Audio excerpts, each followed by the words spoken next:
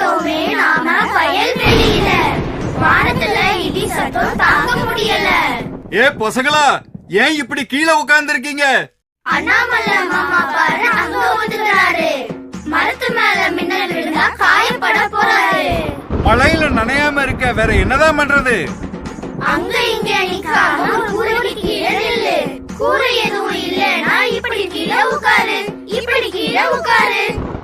மின்னலுடன் கூடிய இடி சத்தம் கேட்கும் போது நீங்கள் ஒதுங்க இடமில்லாமல் திறந்த வெளியில் இருந்தால் தரையில் அமர்ந்து இப்படி காதுகளை நன்றாக மூடிக்கொள்ளவும். முக்கியமாக உங்கள் குதிகால்கள் ஒன்றை ஒன்று தொட்டுக் கொண்டிருக்க வேண்டும். மின்னல் தாக்கும் அபாயம் உள்ளவைகள் உயரமான மரங்கள், மின் கம்பங்கள், மின் கம்பிகள், நீர் நிலைகள் என்பதை மறக்காதீர்கள். ஆகவே அவற்றிடம் இருந்து விலகி இருங்கள். விழிப்புடன் இருப்போம், தயாராக இருப்போம். வழங்கியவர்கள் தேசிய பேரிடர் மேலாண்மை மற்றும் தமிழ்நாடு பேரிடர் அபாய குறைப்பு